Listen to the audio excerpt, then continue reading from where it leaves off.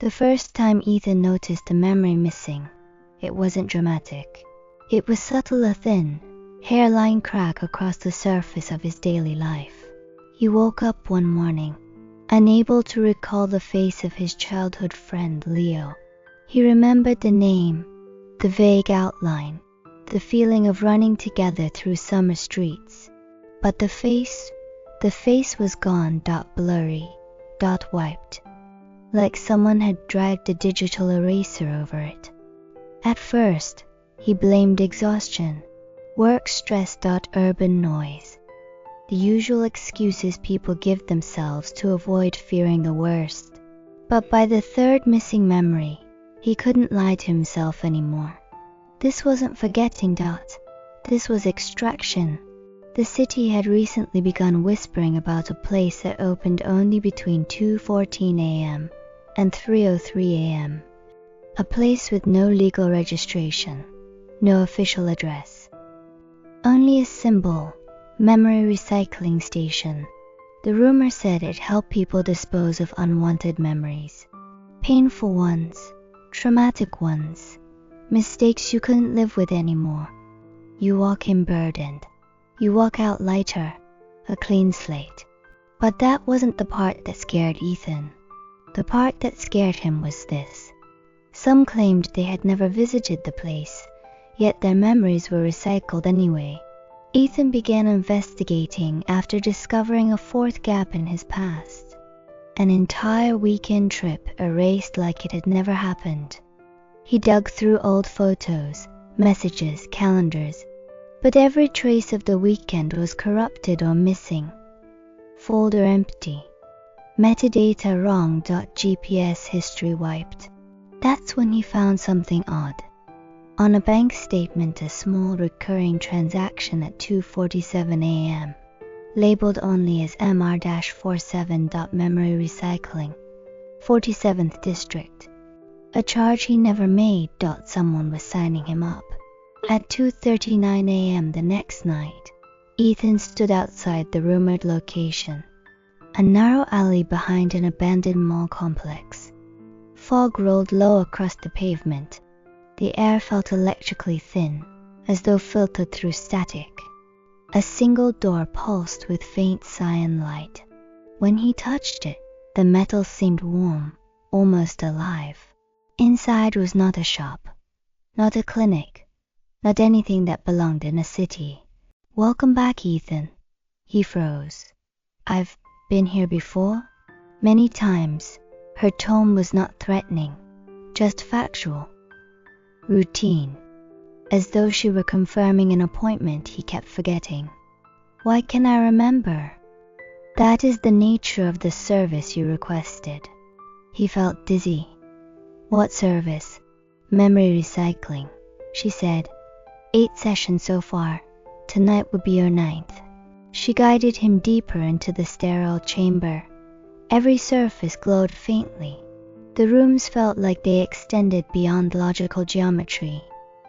Angles slightly off, corridors longer on the inside than out. Finally, they arrived at what looked like an MRI machine fused with a server rack. "This device," she said softly, "extracts emotional memory, clarifies it, and reassigns the neural space." "To who?" Ethan whispered. She looked at him, then smiled. "To the city," she explained, gently, as though explaining death to a child. That recycled memories were not deleted, they were repurposed. The station collected these, compiled them, pattern matched them, fed them into a growing neural lattice beneath the city, kind of subconscious infrastructure. The city was evolving, she said, becoming self-correcting, learning from the emotional waste of millions. "You agreed to contribute," she continued. "You wanted to forget certain things." He shook his head violently. "No, I never," she sighed. "Ethan, the memories you wanted to forget were the memories of coming here to forget." A recursive loop, a trap made of consent.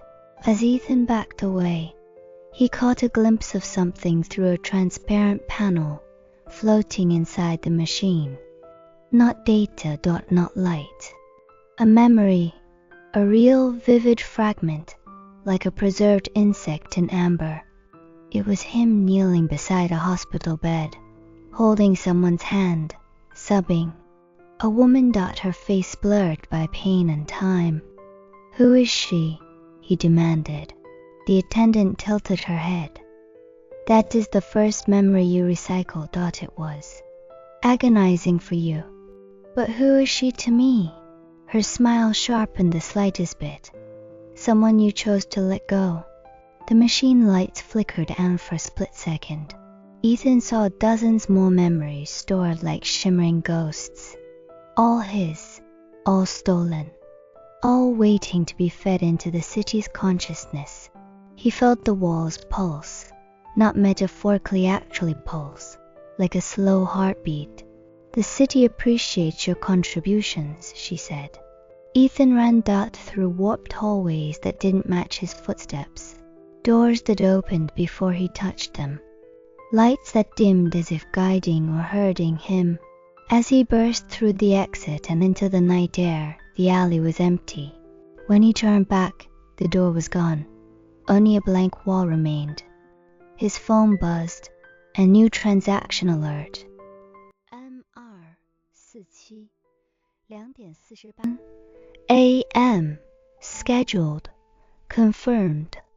The sound of the city, twisted car engines, neon signs, passing voices, merging into a low, synchronized hum.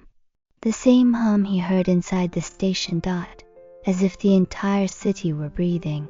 As if it already knew him, already held him, already remembered what he had forgotten. That night, Ethan dreamed not of his missing memories, but of the woman in the hospital bed. This time her face was clear, and she whispered something before fading.